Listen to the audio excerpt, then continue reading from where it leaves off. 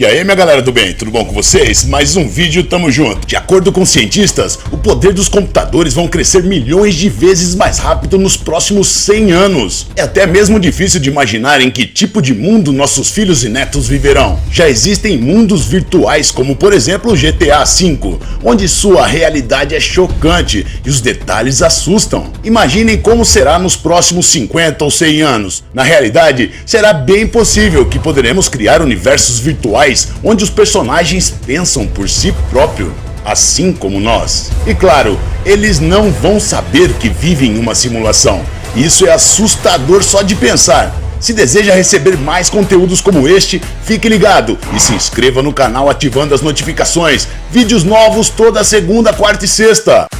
É muito importante que você deixe aí seu like. Assim, o algoritmo do YouTube vai entender que você deseja ver mais vídeos do canal. Sendo assim, recomendará a você. Nós somos os personagens deste mundo que vivemos. Um filósofo que já citei aqui no canal, chamado por Nick Bostrom, foi o primeiro a introduzir esta hipótese ao público, se referindo à virtualidade do nosso mundo. Sua teoria é que existem muitas civilizações tecnologicamente mais desenvolvidas do que a nossa no universo. Então, seria bem provável que elas possam criar simulações semelhantes àquelas que vemos nossos filhos jogar, com apenas milhões de vezes maior e mais realista. Isso significa que você e eu poderíamos estar no papel de personagens e não jogadores. As pessoas realmente estão levando isso muito a sério. Elon Musk, por exemplo, disse em 2016 que existe apenas uma chance em 1 bilhão de que a nossa realidade não seja uma simulação. Quando ouvimos tal coisa de alguém como Elon Musk, sérias dúvidas em relação à natureza da nossa realidade começam a surgir. Isso então nos obriga a pelo menos começar uma série de busca por respostas. E é exatamente isso que faremos agora. Grand Theft Auto V, ou conhecido como GTA V, é um bom exemplo de como tudo isso poderia ser um jogo. Na sua cidade virtual, chamada de Los Santos, podemos observar coisas muito familiares. Você está cercado de carros, indo e vindo a todo momento, multidões de pessoas caminhando nas calçadas, em geral, tudo muito semelhante à vida real cotidiana. No jogo, essa imagem geral te acompanha em todos os lugares o tempo todo, independente da sua localização em Los Santos.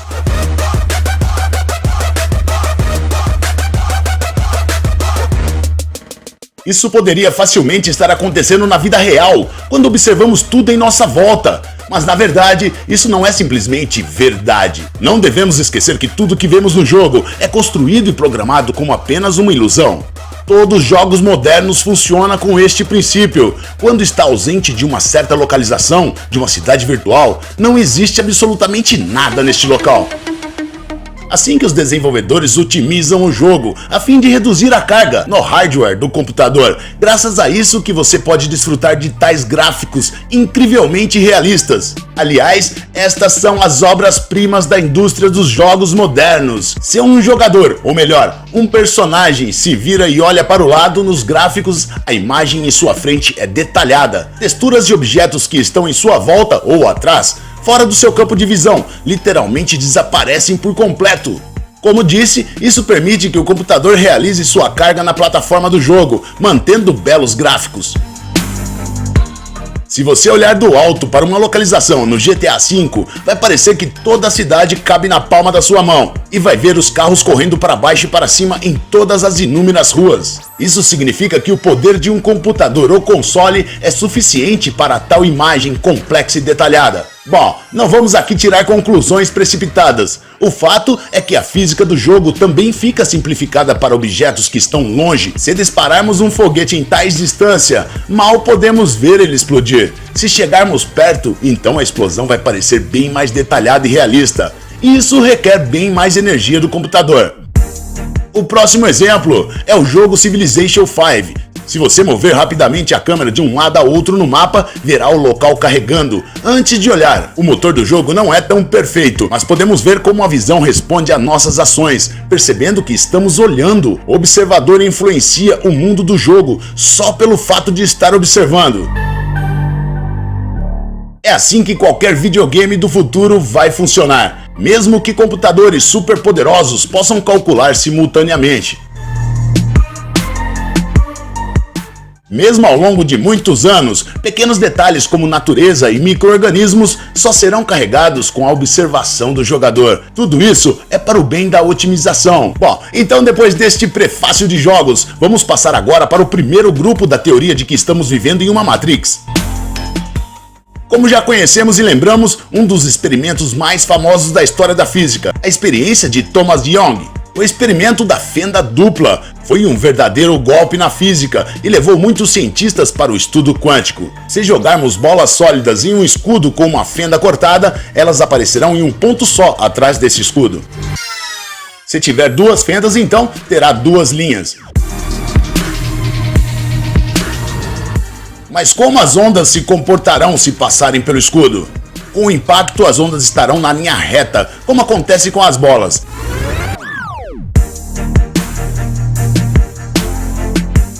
Mas se adicionar a segunda fenda no escudo, tudo muda. Um número de determinadas interferências aparecerão na projeção e também a luz. Isso é exatamente o que acontece. É isso que este jovem provou na sua teoria ondulatória da luz.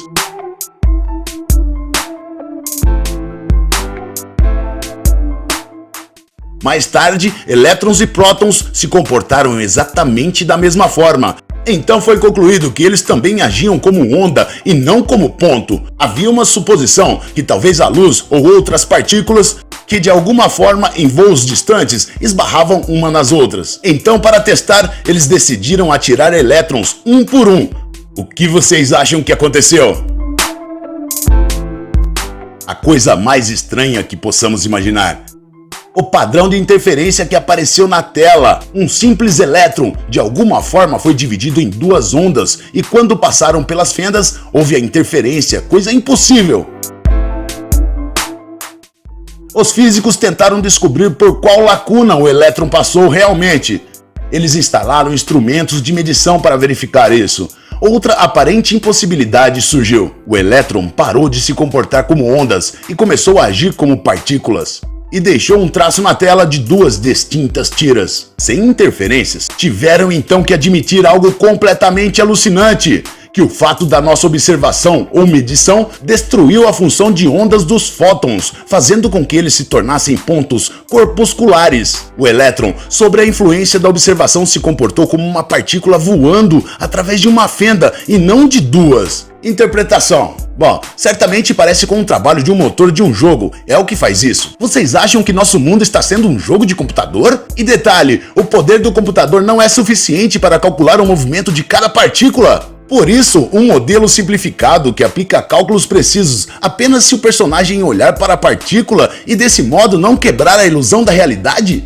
Mas se essa teoria estiver correta, assim existe a hipótese que sim, nosso mundo é uma matriz simulada. Que doideira! Por exemplo, um programa de fótons poderia propagar na rede como uma onda e reiniciar quando estiver sobrecarregado, transformando-se em uma partícula. Desta maneira, pode-se explicar todas as ondas quânticas e o colapso da função da onda. Uma segunda teoria, e a mais famosa, é que existem universos paralelos e que ao mesmo tempo as leis da natureza se aplicam a cada objeto quântico, onde o mundo se divide em várias versões e cada uma dessas versões possui sua própria medida e resultado, de acordo com seu universo.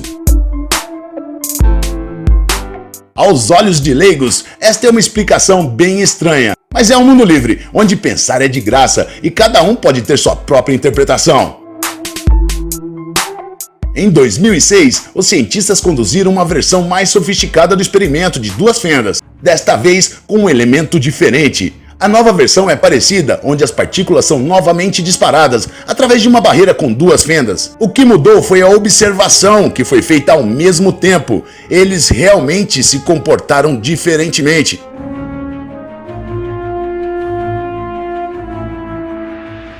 Cientistas ainda colocam uma terceira prova de que vivemos em uma Matrix. Afinal, por que nada pode atingir a maior velocidade do universo, a velocidade da luz? Einstein exclamou que nada poderia se mover mais rápido do que os fótons do vácuo, a velocidade da luz. É um limite constante, quanto mais rápido um objeto se move, menos tempo passa para este objeto. Já falamos aqui no canal, se alcançarmos os 300 mil quilômetros por segundo, o tempo para completamente. Nesta velocidade poderemos chegar em galáxias com bilhões de anos-luz de distância em apenas um piscar de olhos. Claro, para os observadores o tempo não para, mas para os fótons sim. Pois então, por que o tempo e o espaço se relacionam? A resposta sugere um mundo virtual. A hipótese Matrix pressupõe que a velocidade da luz é um produto da informação e processamento, onde o mundo está sendo atualizado em uma determinada taxa. Bom, é 1 trilhão de vezes mais rápido do que dos nossos supercomputadores atuais, mas o princípio é que o tempo diminui conforme a velocidade aumenta, porque o tempo da realidade virtual depende do tempo virtual. Quando um computador diminui seu tempo de reprodução, é porque alcançou o seu máximo processamento. O mesmo acontece no mundo, com objetos maciços viajando no universo. Agora, minha galera do bem, a prova mais séria de que vivemos em uma simulação, segundo os cientistas. É o entrelaçamento quântico. Bom, o que é isso exatamente? Um fóton voando pelo espaço pode ser considerado rotativo, que tem o chamado spin, mas e se eles realmente não giram? Mas esta não é uma opção para os físicos. Na natureza não conseguimos observar a olho nu as partículas. Mas quando eles utilizaram aparelhos para observar os fótons, eles pararam de girar. Conseguiram calcular sua rotação daí então. Um experimento foi proposto por Einstein para testar a interpretação de Copenhague pela força. Alguns resultados muito interessantes foram obtidos a partir deste. A essência disso é assim: se um átomo, por exemplo, emite 2 fótons em direções diferentes, então, por causa da lei da conservação do impulso, seu estado será interligado. Se um deles gira de baixo para cima, em seguida o outro vai girar de cima para baixo. Eles sempre estarão em diferentes direções, mas sempre interligados. Isso é chamado entrelaçamento quântico. Mas lembrem, os fótons não sabem para onde girar até o momento que são observados. Isso é incrível, viola muitas leis da física como conhecemos, porque nada pode ser mais rápido do que os fótons no vácuo. Talvez Einstein estava certo quando disse que a comunicação instantânea no mundo físico seria impossível. Mas e se nós substituirmos o mundo físico por um virtual? Afinal, a comunicação entre os 2 fótons é instantânea.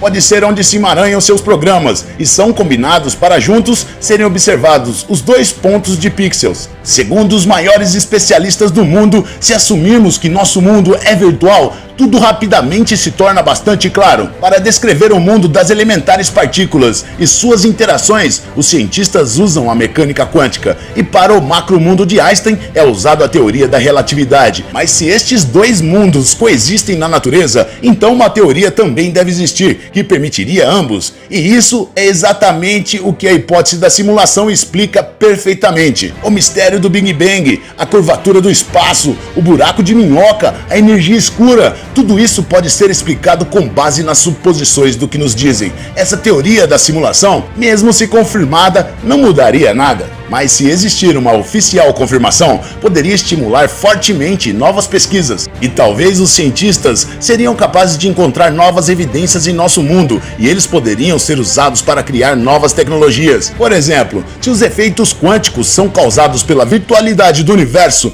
a criação de computadores quânticos ou criptografia quântica pode ser usada na conservação do nosso mundo virtual. Ou indiretamente Matrix. Não sei não, esse assunto é muito louco. Eu poderia ficar aqui falando sobre isso com vocês por muito e muito tempo. Afinal, se tudo isso for real, nosso Deus é nosso programador. Como sempre, a melhor opinião é a sua. Até a próxima, minha galera do bem. Um forte abraço. Tchau, tchau.